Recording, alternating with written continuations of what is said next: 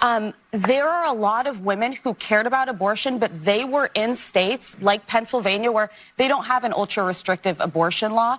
They were voting more because they're like pocketbook issues matter more than if a woman in Alabama is able to get an abortion. But they're going to do worse under a Trump administration. The only people that are going to do well are the millionaires and the billionaires. And finally, we talk a lot about these different demographics and these assumptions of where they're going to go.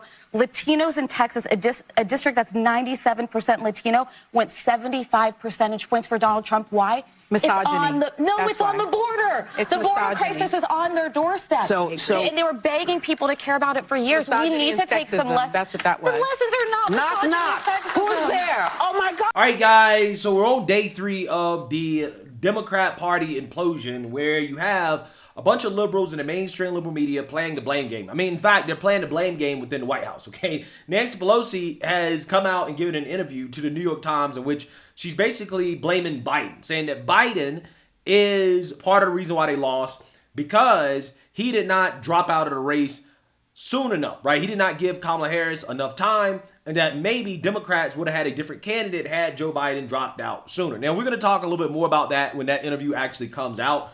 But just a heads up, again, the blame game is intensifying, okay? And you have some Democrats, some far leftists, like, for example, Bernie Sanders, who has come out and criticized Democrats in ways that I think are legitimate. Even though I do not agree with Bernie Sanders and his solutions and his policies, I think he is correct in identifying the core issues that are plaguing the Democrat Party, okay? I think one of the main issues is the fact that Democrats do not focus on the bread and butter issues, right? They do not focus on working class people, normal people. They spend a whole lot of time gaslighting people about reality and basically claiming that their reality wasn't real. I think this is the leftovers of the 2016 kind of mess, that there were all of these issues that the Democratic Party saw laid out very clearly in 2016 after Hillary Clinton's loss, and that rather than address those issues, they moved and they migrated. What happened is that the pandemic, right? The pandemic came upon us, and Joe Biden happened to be the person for the pandemic.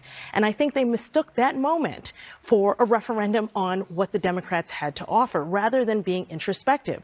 I'll tell you one other person who I think is going to be incredibly important, actually 2 other people. The first person is Bernie Sanders.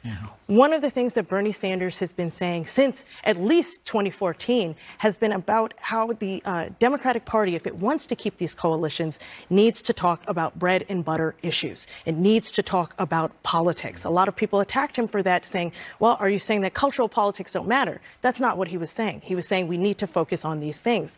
The other person is Stacey Abrams. We have not heard a lot from Stacey Abrams in this election cycle, but her organizations, particularly Fair Fight, the New Georgia Voter Project, and other organizations were instrumental in pulling together coalitions that ended up winning Joe Biden Georgia in 2020, but also Michigan, Pennsylvania, and Wisconsin.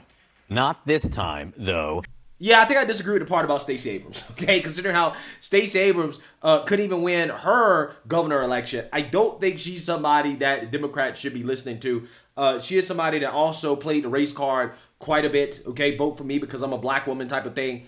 Yeah, that didn't work, okay? And instead of just acknowledging the reality, okay, which is that Democrats have lost the plot, there are just some people in the media that just refuse to take some blame and realize that, hey, everything is not about racism, sexism, bigotry. But again, some people just refuse to acknowledge that because, first and foremost, they won't even acknowledge that the Democrats and their policies have been terrible for the working class, right? They've been terrible for the border. They just have not been good, okay? And that is leading to television shows like The View facing a full-blown implosion, right? Because they are now shouting at each other, getting in screaming matches because there are at least a couple of hosts on The View that are trying to talk some sense into the race hustlers. But the race hustlers don't want to hear anything outside of, well, Kamala lost because she's a black woman, right? And that's essentially what's going to happen here in this episode of The View. As Sunny Holston is just going to double and triple down on the identity politics, on a lot of things that just simply didn't work, and basically trying to blame the country, everybody except Kamala Harris and Democrats, for why they lost. So without further ado, let's get into it. Agree. All right. I think that I'd like to reframe the conversation. I think Bernie Sanders is wrong. I think the more relevant question actually is, what is wrong with America? Wow. I think what is wrong with our country that the Republican Party would choose as a candidate and support a candidate who is an insurrectionist, who is an election denier, who is someone who is twice impeached, a 34-time convicted felon, someone who has been accused of alleged sexual misconduct by 26 women, found liable for sexual abuse. What is wrong with this country that they would choose a message of divisiveness, of xenophobia, of racism, of misogyny, over a message of inclusiveness, a message for the people, by the people, of the people? That's what the problem is. See, here's the issue. Here's the real problem. Here's the real problem, Sonny. The real problem is that you don't know what the hell you're talking about, right? You don't know what you're talking about. You are a rich, liberal, elitist, a woman who is not connected to everyday working class people. Notice how she tried to make the choice in this election about a whole bunch of things that have nothing to do with policy at all. It has nothing to do with how people are doing on a day-to-day basis. It has nothing to do with the core issues that the American people are facing, right? And again, it's just so fascinating to listen to these people talk and realize that these people think they're the smartest people in the room, but they're actually the dumbest, okay? They're the most ignorant. Because according to her, it's not Kamala's fault, it's not the Democrats' fault that they weren't speaking to the issues that the American people are concerned about. No, it's your fault because you weren't concerned about issues that have nothing to do with your life. All of those things that Sonny just said have absolutely zero to do with how the American people are doing at all. Nothing. And again, this is why the Democrat Party, they're not going to get better. They're not going to get better. They're not going to be able to thread this needle of abandoning the far left while also at the same time trying to appeal to the middle. They're not going to be able to do it. It's not going to be possible because as long as they platform individuals like this, like the Sonny Holstons of the world, the Joy Behars, as long as they continue to platform race hustlers and lunatics, they're not gonna win any elections, right? They're not gonna win any elections at all. They just have to hope that the Trump administration does so bad that the American people will reject the Trump administration and they'll go back to Democrats. I don't think that's going to happen, right? I really do not think that's going to happen at all. In fact, I think we're going to experience an economic boom under the Trump administration. I really do. But I want people to understand, this is fringe right here, right? What Sonny Holston is saying on national television, again, as long as they continue to platform this type of fringe rhetoric that turns people off, that turns people away, yeah, I mean, they're going to have a hard time, a really hard time coming back from this. So, hey, if this is what they want to continue to do, fine, right? Be my guest. The Republican Party. But can I say something before we can do a second? The Democrats are the ones. They are the party that cares for the blue collar Exactly. voter. The Democrats are the ones who put in Social Security, Medicare, Medicaid, union protection, ACA, unemployment insurance, and Obamacare.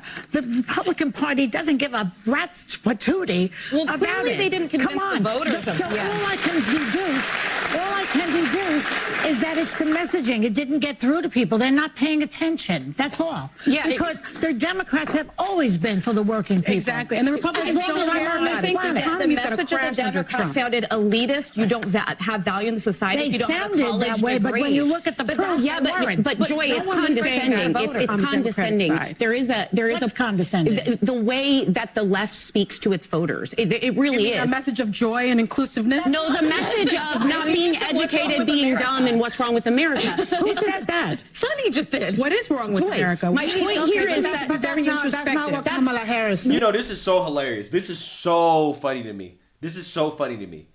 Because these cackling hens, Sarah and Alyssa Farrah Griffin, they could have made this argument before the election. Why is it now that all of a sudden, after the election's over, Alyssa Farrah Griffin and Sarah Haynes, who again are supposed to be the conservative voice and the moderate voice, right? Why is it now that all of a sudden they are telling their co-hosts that, hey, you guys are actually platforming rhetoric that's turning people off, right? That calling everybody hateful and bigots and misogynists and saying what's wrong with America because they don't want to get on board with bad economic policies. Maybe, just maybe, we shouldn't be doing that. Again, you probably should have been telling them that before the election, right? Before the election. Probably would have been a good time to do it. Again, it's hilarious because, again, the whole point of the show is you're supposed to have women from across the spectrum in regards to their viewpoints. But The View, at least for the last 3 or 4 years, has been nothing but the liberal view because all of the hosts, regardless of their alleged political ideology, have been far left, okay? They've been far left, woke, progressive race hustlers, every single last one of them, right? And now all of a sudden, the ones that were supposed to be pushing back against that the whole time, now they're pushing back against. Now they're saying, Sonny, you're wrong, right? This is probably not a good thing to do. Amazing. Absolutely amazing. Losing will wake some people up, and for others, it won't, right? Others, they're going to double and triple down on the nonsense. No. But my point is, I don't blame Joe Biden. I don't blame Kamala Harris. Go back as far as you want. I blame a messaging within the Democratic Party. You don't blame the Republican Party? Can I just finish my point, please? I obviously have a problem. Anyone has a problem with Donald Trump. The bigger question should be, yes, Sonny, why did they vote for him? Yes. In sweeping... So they need to be introspective. No, we need to be introspective. If we voted for Kamala Harris, we need to say what didn't resonate with the voters. Do you know what didn't resonate with the voters? When they were saying we don't feel safe and the left focused on defund the police and bail reform. Yeah. When they said we're worrying about... Can I just finish? Let me just finish real quickly. When they were focused on renaming... It's only an hour show, ladies. Joy. When they were focused on renaming schools, there were people saying, hey, students are destroying colleges. I paid for that. I sent them there. They can't learn. And everyone apologized for it and didn't want to attend to it. They also denied the border was a crisis and kept saying, no, it's fine. This is not a... There was a border bill, though. There was a border bill. Yes, but Joy, my point is they screened. They didn't vote for him because he's a racist or a misogynist. They voted because they needed help in their everyday lives. But Sarah, the majority of this country, because there's every stat coming out on the people willing to self-reflect are showing these. Oh, wait, they're going to say I'm a racist and a misogynist in the exit poll? You really think 74 million people are racist? Every racist and misogynist voted for Donald Trump. Not everyone that voted for Donald Trump was a racist and misogynist. I agree with that. Everyone swept. They swept every category, and the reason they did is to say, hey, guys, no excuses this time. Yeah. Look, they lost everything. A country that allows its environment to be ravaged, its children to be shot, its wealth to be hoarded, its workers to be exploited, its poor to starve, its cops to murder. So you think America's the country in trouble? So America's so we go, and Trump is not going to make it better. Anna, hold it for the next segment, right? We'll be right back. Hold it. Yeah. Wow. This is amazing. I am loving what's happening right now. I am absolutely loving what's happening right now. Because what is happening is that you have the individuals that are doubling and tripling down on the identity politics, okay, the race hustling, right? They're doubling, tripling down. And these same people who were participating in that, right, leading up to the election, that now have realized after the election, we should probably stop doing this. Now, those people are going to be pushed away, right? Because, again, that's how the left operates. That is how the far left operates. If you don't agree with me 100%, you're part of the problem, right? You're part of the problem. Everybody else is the problem except them. And it's fascinating because I think I probably would have asked the question of what is wrong with this country if Trump would have lost, but it would not have been because of things that had nothing to do with people's everyday lives, right? It would not have been because of identity politics. It would have been more about, okay, why would people vote for more inflation? Why would they vote for more open borders? Why would they vote for all of the cuckoo for Cocoa Puff policies that voters are saying is hurting them, right? That's the thing that was concerning me leading up to the election. It's like, Biden and Kamala, they have some of the lowest approval ratings we've ever seen. Why would the country vote for that again, right? Yeah, I think that it's legitimate to ask that question in the context of, well, why is it that voters are telling us that the current administration is not good? Why would you vote against a guy in which we had his administration, and his administration, everybody's lives were better? Why would you vote against that?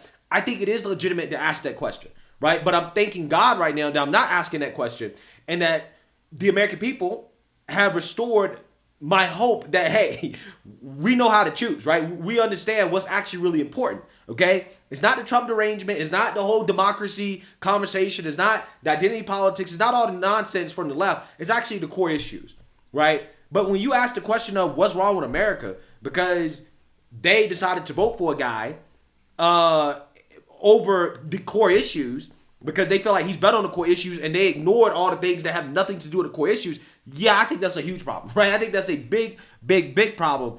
And I really do not think that the Democrat Party is going to be able to thread the needle on this. I think the party is going to implode. I think they're going to implode. In fact, they may not recover for the next 12 years. And I'm not making a definitive prediction here. I'm just saying, if they continue down this pathway, they're going to lose the midterms. They're going to lose in 2028. They're going to lose in 2032. They're going to lose in 2036. They're going to have a decade of losing if they continue to double and triple down on this. And I honestly don't think that they have a choice, because they have decided to be in bed with far left lunatics like Sonny Holston. As long as they continue to platform these individuals and to give them a microphone to just say all these types of stuff, yeah, that's going to be a huge problem for the Democrats, right? You know, it's funny because the media, even the right-wing media, they don't let the far-right people go on their platforms and to say the extreme stuff, right? All those people are bad.